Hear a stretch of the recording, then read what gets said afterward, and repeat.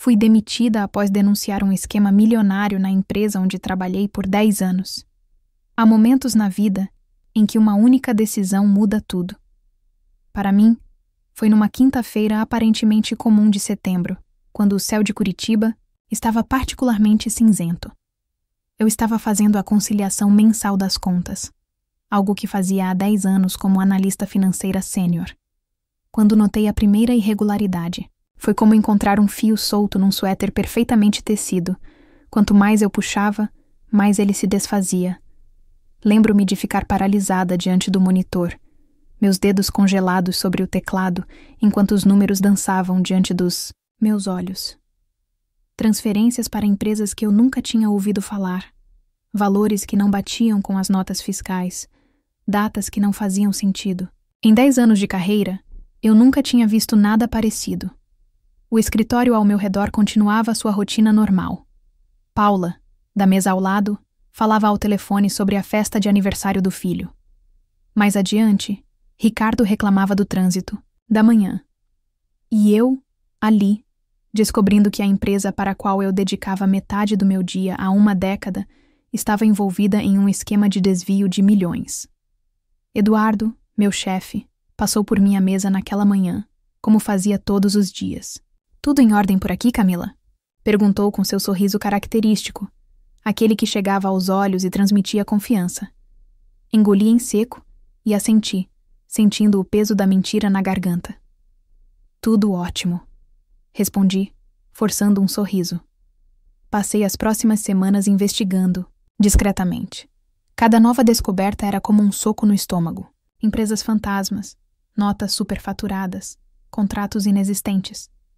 O esquema era elaborado, profissional, quase artístico em sua complexidade. E os números? Astronômicos. Mais de 20 milhões de reais desviados em 5 anos. À noite, eu mal conseguia dormir. Rolava na cama do meu apartamento no Água Verde, pensando em todas as implicações. Eduardo sempre foi mais que um chefe. Era um mentor, alguém que eu admirava. Nos almoços de equipe, ele falava sobre integridade, sobre fazer a coisa certa. Como ele podia estar envolvido em algo assim? Tentei racionalizar. Talvez fosse melhor fingir que não tinha visto nada. Afinal, eu tinha um bom salário, benefícios, estabilidade. Tinha acabado de financiar meu apartamento. Precisava daquele emprego. Mas cada vez que eu fechava os olhos, os números me perseguiam. Foi numa dessas noites insones que me lembrei da minha mãe. Ela sempre dizia que caráter é o que fazemos quando ninguém está olhando. E ali, sozinha no escuro do meu quarto, eu sabia que tinha apenas uma escolha a fazer. Na segunda-feira seguinte, acessei o portal da ouvidoria interna. Minhas mãos tremiam enquanto eu digitava o relato. Anexava as evidências que tinha coletado. Cliquei em enviar e senti como se tivesse acionado uma bomba relógio. Nas semanas seguintes, mantive minha rotina normal. Ou tentei. Mas algo tinha mudado. Era como se o ar do escritório tivesse ficado mais pesado. Eduardo passou a me observar com mais frequência. Seus sorrisos não pareciam mais tão sinceros. Numa tarde, ele me chamou para uma reunião de última hora. "Camila, você tem sido uma funcionária exemplar todos esses anos", começou, sua voz suave como sempre. "Mas sabe como é? Às vezes precisamos ter cuidado com o que achamos que entendemos. Nem tudo é o que parece." Saí daquela sala com as pernas bambas, o coração martelando no peito. Não era preciso ser muito esperta para entender a mensagem, nas entrelinhas. Eles sabiam. De alguma forma, eles tinham descoberto que fui eu. Naquela noite, sentada no meu sofá com uma xícara de chá que foi esfriando sem ser tocada, percebi que tinha cruzado um ponto sem volta. A Camila que entrou, naquele escritório pela primeira vez, 10 anos atrás, cheia de sonhos e certezas, já não existia mais. Em seu lugar, havia uma mulher que carregava um segredo pesado demais para carregar sozinha. Peguei o celular e, após alguns minutos de hesitação, disquei um número que não ligava há meses. "Vivi, é a Camila. Preciso da sua ajuda." A voz de Viviane do outro lado da linha era exatamente como eu me lembrava. Forte, decidida. Estou te esperando, ela respondeu sem fazer perguntas. Enquanto dirigia pelas ruas molhadas de Curitiba em direção ao apartamento de Viviane, as luzes da cidade refletindo no asfalto como estrelas caídas, eu tinha certeza de apenas uma coisa. Minha vida, como eu a conhecia, tinha acabado. O que eu ainda não sabia era que isso não era necessariamente algo ruim. O apartamento de Viviane era exatamente como eu me lembrava. Livros empilhados por todo lado, recortes de jornal presos na parede e aquele inconfundível cheiro de café recém-passado. Sentada em sua pequena sacada no bigorrilho, com a xícara fumegante entre as mãos, desabafei tudo. As transferências suspeitas, os documentos adulterados, as ameaças veladas de Eduardo. Ela ouviu em silêncio, seus olhos castanhos fixos em mim, apenas ocasionalmente fazendo anotações em seu inseparável caderninho preto. Você tem noção do ninho de marimbondo que cutucou, não é? Ela perguntou quando terminei. Sua voz não carregava julgamento, apenas uma preocupação genuína que me fez engolir em seco. Tenho, e cada dia fica pior. Na manhã seguinte, voltei ao escritório tentando agir normalmente, mas era como entrar em território inimigo. O primeiro sinal veio quando descobri que meu login no sistema financeiro tinha sido bloqueado. Problema técnico, explicou o pessoal, do TI, sem me olhar nos olhos. Depois, foram as reuniões de equipe das quais eu não era mais acidentalmente informada. Que coincidência te encontrar aqui, Camila, disse Eduardo, me surpreendendo na copa enquanto eu preparava meu café. Seu tom era casual, mas havia algo predatório em seu sorriso. Sabe, estava pensando em você. É incrível como as pessoas, às vezes, confundem lealdade com outras coisas. Ele se aproximou, invadindo meu espaço pessoal. Seria uma pena se algo manchasse sua reputação depois de tantos anos de carreira, não acha? Voltei para minha mesa tremendo, o café esquecido na copa. Paula, que costumava almoçar comigo todos os dias, agora mal respondia meu bom dia. Ricardo desviava o olhar quando me via no corredor. Era como se eu tivesse uma doença contagiosa que ninguém queria pegar. É assim que eles trabalham, explicou Viviane numa de nossas conversas noturnas. Primeiro te isolam, depois te quebram. Ela tinha razão. A cada dia uma nova microagressão. Arquivos importantes sumiam do meu computador. E-mails importantes não chegavam. Meu nome foi esquecido, em projetos cruciais. Foi numa terça-feira que encontrei uma foto minha no lixo do escritório. Uma foto do mural de funcionários, agora rasgada ao meio. O recado era claro. Eu não pertencia mais àquele lugar. Naquela noite, chorei até dormir. Mas Viviane não me deixou afundar. Eles querem que você se sinta sozinha, impotente. É assim que o sistema se mantém. Ela disse, me entregando uma pasta. Mas você não está sozinha. A pasta continha reportagens sobre outros casos de corrupção corporativa, contatos de advogados especializados, números de canais de denúncia. E mais importante, você tem isso. Ela apontou para meu celular. Comecei a gravar discretamente minhas conversas no trabalho. Fotografei documentos. Anotei datas, horários, nomes. Cada ameaça velada, cada reunião suspeita, cada documento alterado. Era um jogo perigoso, mas eu não tinha escolha. Você precisa ser esperta, alertou Viviane. Eles já devem estar preparando sua demissão. Vão tentar fazer parecer legítimo, talvez até te oferecer um acordo. Não aceite nada sem consultar um advogado. Ela estava certa, mais uma vez. Na semana seguinte, fui transferida para um projeto especial. Na verdade, uma sala vazia, no subsolo, sem janelas, onde eu deveria reorganizar arquivos antigos. Era uma tentativa óbvia de me fazer pedir demissão. Seja forte, dizia minha mãe ao telefone, sua voz carregada de preocupação. Ela não sabia de tudo, mas percebia que algo estava errado. Você sempre foi minha filha mais corajosa. Suas palavras me davam força, mesmo que por dentro eu estivesse desmoronando. Uma manhã, cheguei ao escritório e minha mesa havia sido esvaziada. Meus pertences estavam numa caixa de papelão e uma carta de desligamento me aguardava. Reestruturação da equipe, diziam.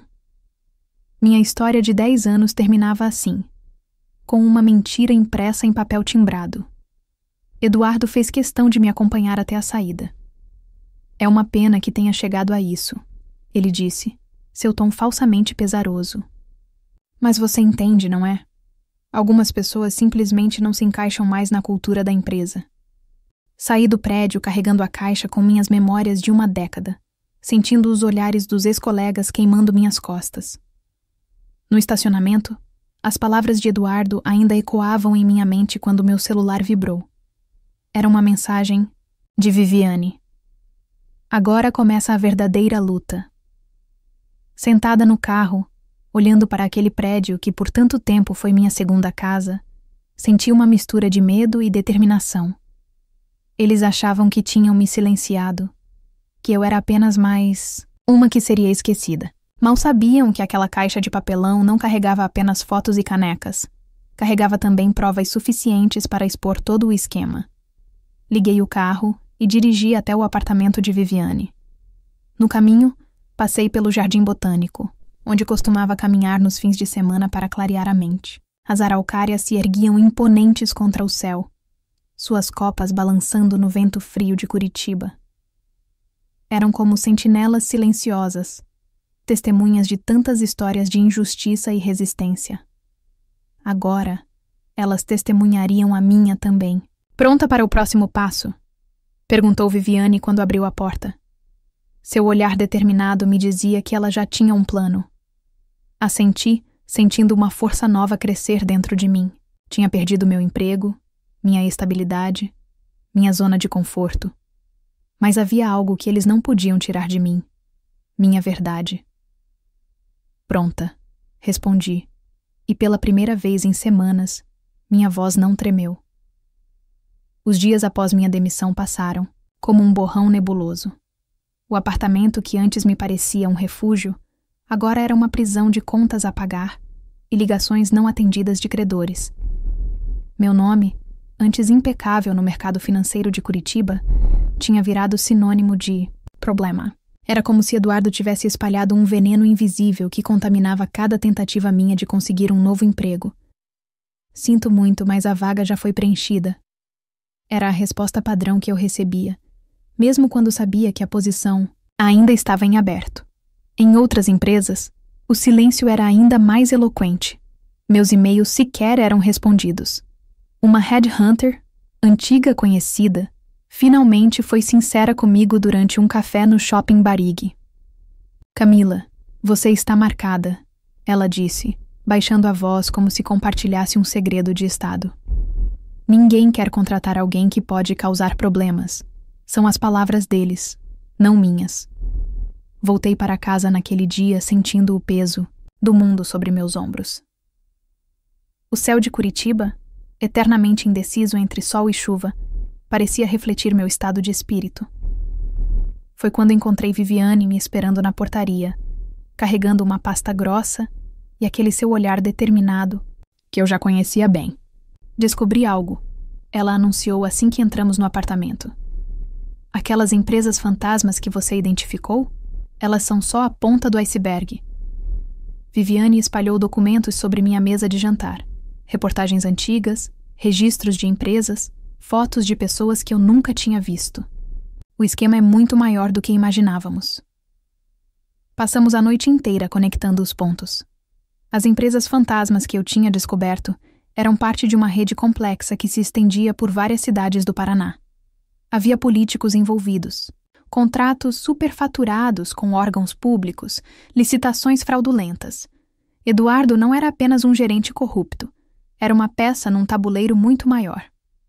Olha isso, Viviane apontou para um documento. A esposa do Eduardo é sócia minoritária de uma consultoria que presta serviços para 3 das empresas fantasmas que você identificou. Cada nova descoberta era como uma peça se encaixando num quebra-cabeça macabro. Mas a investigação cobrava seu preço. Comecei a notar carros estranhos estacionados na minha rua.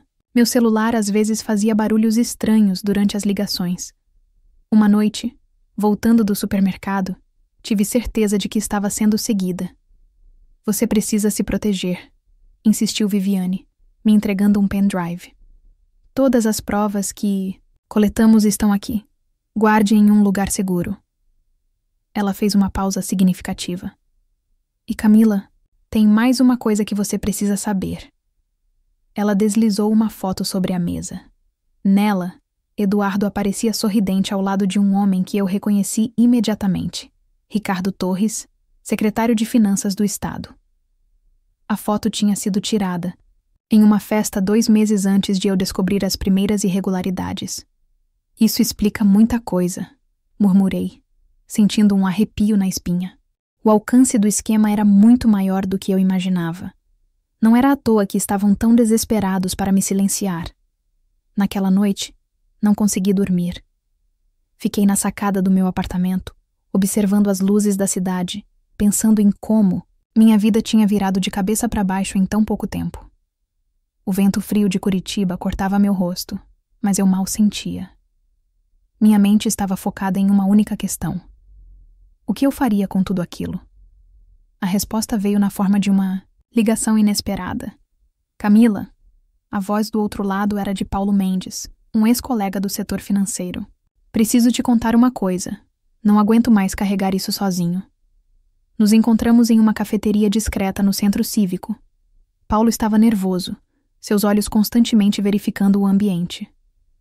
Depois que você saiu, as coisas pioraram. Ele sussurrou. Eduardo está pressionando todo mundo a assinar documentos retroativos. Tem gente chorando escondido no banheiro. É um inferno.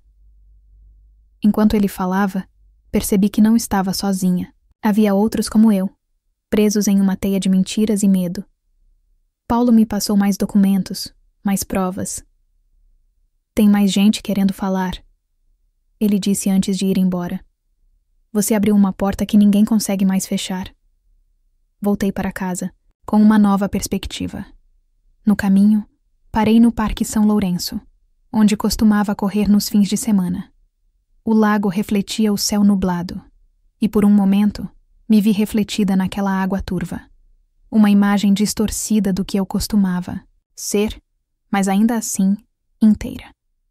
Precisamos agir, disse a Viviane quando nos encontramos novamente. Mas pessoas podem se machucar se continuarmos em silêncio. Ela concordou, mas seus olhos revelavam preocupação. Vamos precisar de ajuda, respondeu. Ajuda grande. Foi ela quem fez o contato inicial com o Ministério Público. Uma reunião sigilosa foi marcada para a semana seguinte. Enquanto isso, continuamos recolhendo provas, conectando pontos, construindo um caso sólido. Cada novo documento era uma peça de evidência. Cada testemunho, um tijolo no muro que estávamos construindo contra a corrupção. Uma noite, recusei uma ligação de número desconhecido. Minutos depois, recebi uma mensagem. Podemos resolver isso da melhor forma. Pense no seu futuro. Era Eduardo.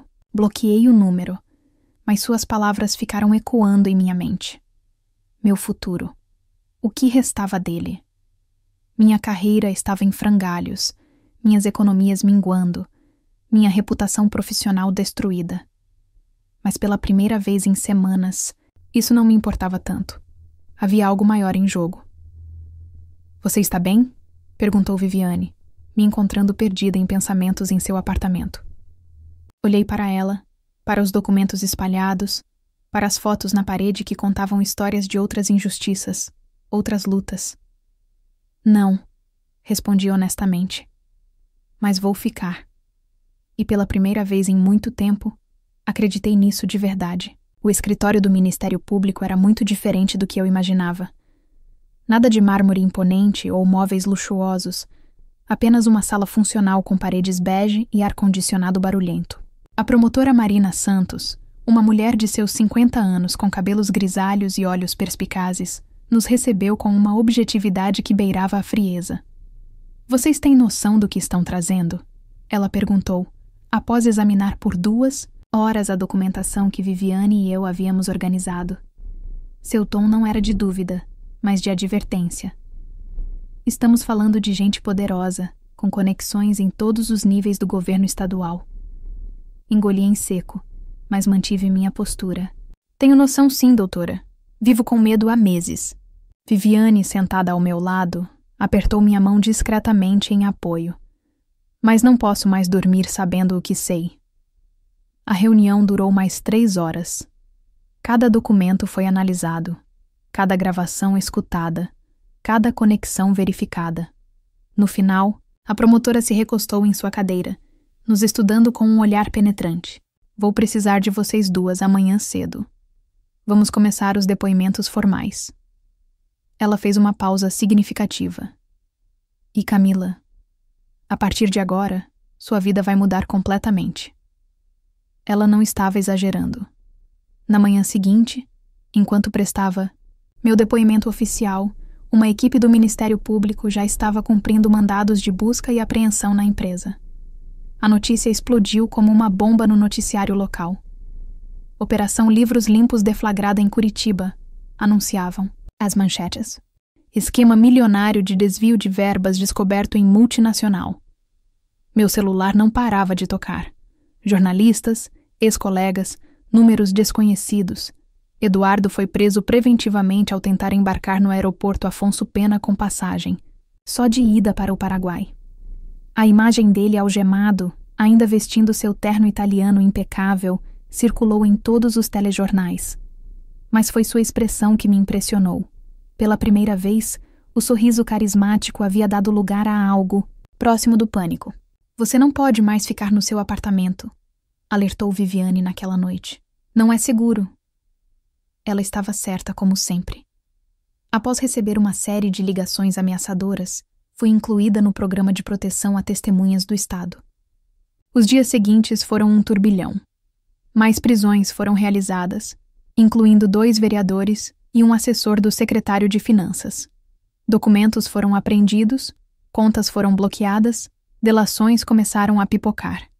O castelo de cartas estava desmoronando. Em meio ao caos, recebi uma mensagem inesperada de Paula, minha ex-colega que havia se afastado quando começaram as retaliações. Me perdoa, Camila. Eu sabia de algumas coisas, mas tinha tanto medo. Você é muito mais forte do que eu jamais serei. Forte. Era engraçado ouvir isso. Eu não me sentia forte. Sentada no quarto de hotel onde estava hospedada temporariamente, assistindo pela TV às repercussões do caso, me sentia mais vulnerável do que nunca. Mas havia algo diferente agora. Uma certeza tranquila de que estava fazendo a coisa certa. As pessoas precisam saber como isso acontece, disse a Viviane durante uma de nossas conversas. Como o sistema vai te engolindo aos poucos, como medo vai te paralisando, como o silêncio vira cúmplice. Foi ela quem sugeriu que eu aceitasse o convite para dar uma entrevista exclusiva à TV local. Sua história precisa ser contada pela sua voz, argumentou. Não deixe que outros controlem sua narrativa. A entrevista foi gravada no Museu Oscar Niemeyer, o olho, que parece observar eternamente a cidade. O simbolismo não passou despercebido. Ali estava eu, expondo à luz tudo que antes ficava nas sombras. Como você encontrou coragem? Perguntou a repórter. Olhei pela janela do museu, observando Curitiba lá embaixo, a cidade que sempre foi minha casa e que agora parecia tão diferente. Não foi coragem, respondi após um momento de reflexão. Foi necessidade. Tem uma hora que o peso de ficar calada dói mais do que o medo de falar. A repercussão foi imediata. Meu telefone de trabalho, agora usado apenas para contatos seguros, não parava de receber mensagens. Outras pessoas começaram a denunciar casos semelhantes em outras empresas. Era como se minha voz tivesse dado permissão para que outras também se levantassem. Uma tarde recebi uma ligação da promotora Marina. Precisamos de você amanhã, ela disse. Eduardo quer fazer uma delação premiada. Está disposto a entregar todo mundo. Naquela noite não consegui dormir. Fiquei na janela do hotel, observando as luzes da cidade, pensando em como chegamos. Até ali. Lembrei do dia em que entrei naquela empresa pela primeira vez, tão cheia de sonhos e certezas. Lembrei do sorriso de Eduardo, das reuniões de equipe, dos almoços com os colegas. Peguei meu celular e abri a última foto que tinha tirado com a equipe, meses antes de tudo começar.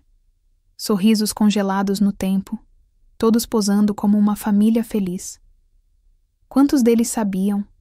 Quantos simplesmente escolheram não ver? Você está pronta para amanhã? Perguntou Viviane quando veio me visitar mais tarde.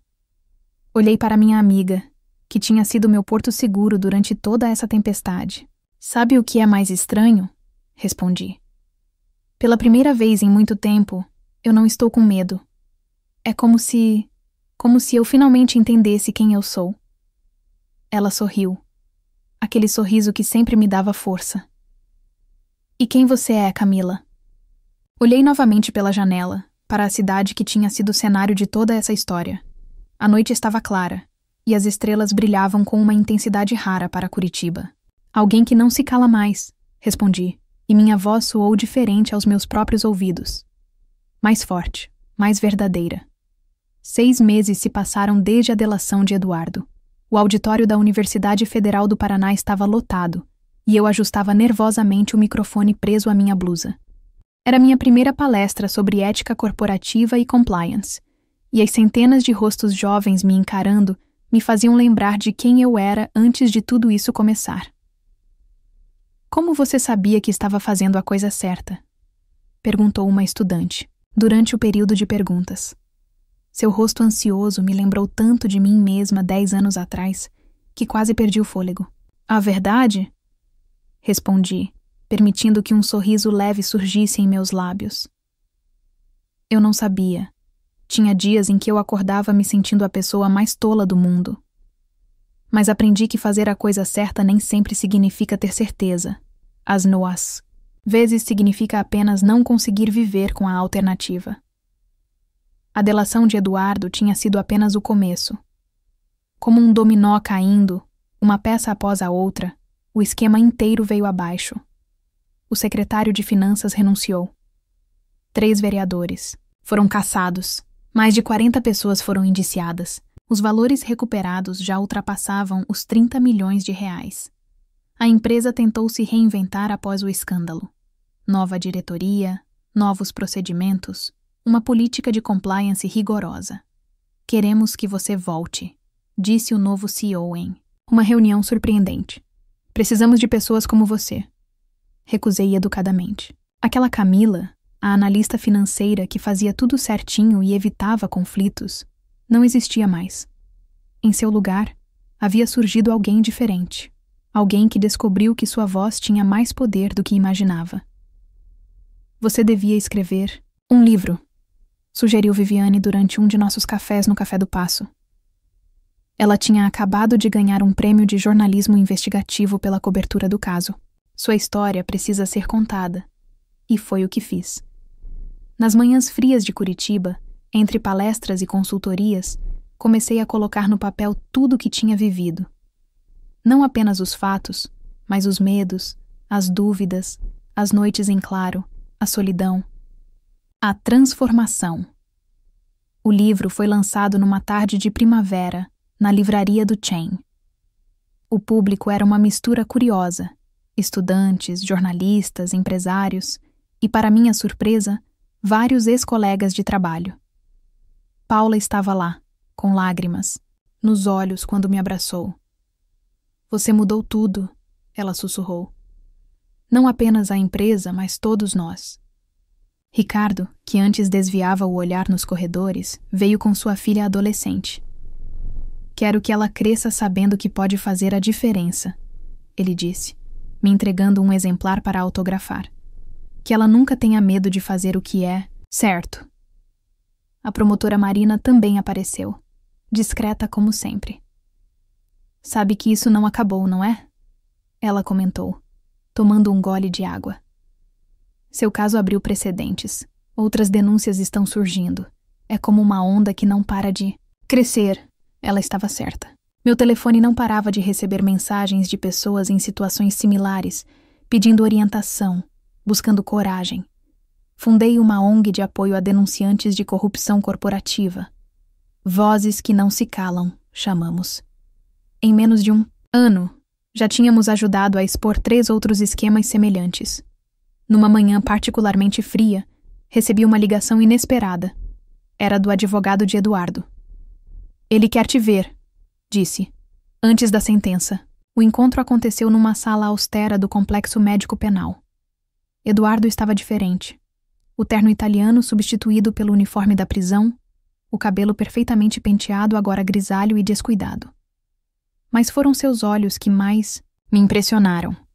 O brilho manipulador havia dado lugar a algo que parecia muito com arrependimento. "Por que você não se vendeu como todos os outros?" Ele perguntou, sua voz rouca. "Teria sido mais fácil." Olhei para ele por um longo momento. "Porque algumas coisas valem mais que dinheiro, Eduardo. Algumas coisas não têm preço." Saí, dali sentindo um peso deixando meus ombros. Não era perdão. Algumas coisas vão além do perdão. Era libertação. Hoje, 2 anos depois de tudo, minha vida é completamente diferente do que eu poderia ter imaginado. As palestras e consultorias me levam por todo o país. O livro está na 3ª edição. A ONG cresce a cada dia. Mas o mais importante é o que não se vê nas manchetes. As vidas que mudamos. As vozes que ajudamos a encontrar sua força. Viviane continua sendo minha melhor amiga e confidente. Nossos cafés agora são mais raros. Ela está sempre viajando, investigando novos casos, dando voz a outras histórias que precisam ser contadas. Mas quando nos encontramos, é como se o tempo não tivesse passado. "Você já parou para pensar?" Ela me perguntou em nosso último encontro no Jardim Botânico. "Que aquele dia em que você descobriu as transferências suspeitas não foi um acaso? Que talvez você tenha sido escolhida para isso?" Olhei para as araucárias balançando ao vento, suas copas majestosas dançando contra o céu de Curitiba. Pensei em tudo que tinha acontecido, nas vidas que tinham mudado, nas verdades que tinham vindo à tona. "Não sei se fui escolhida", respondi finalmente. "Só sei que escolhi não me calar. E às vezes, essa é toda a escolha que precisamos fazer." Enquanto caminhávamos pelo jardim, vi uma jovem me reconhecendo, cutucando sua amiga e apontando discretamente. Sorri e acenei. Não muito tempo atrás, eu era aquela que se escondia, que tentava passar despercebida. Agora, era aquela que outras pessoas procuravam quando precisavam de coragem. "E sabe o que é mais incrível?" disse para Viviane, parando para observar uma borboleta que pousou próxima a nós. "Cada vez que alguém encontra sua voz, fica mais difícil para o silêncio vencer." A borboleta levantou voo, suas asas brilhando ao sol. E eu soube com uma certeza que vem da alma, que minha história estava apenas começando, porque algumas vozes, uma vez descobertas, nunca mais se calam. E a minha? Bem, a minha agora ecoa em outras vozes, em outras lutas, em outras vitórias. E não há silêncio no mundo grande o suficiente para nos calar. Fim.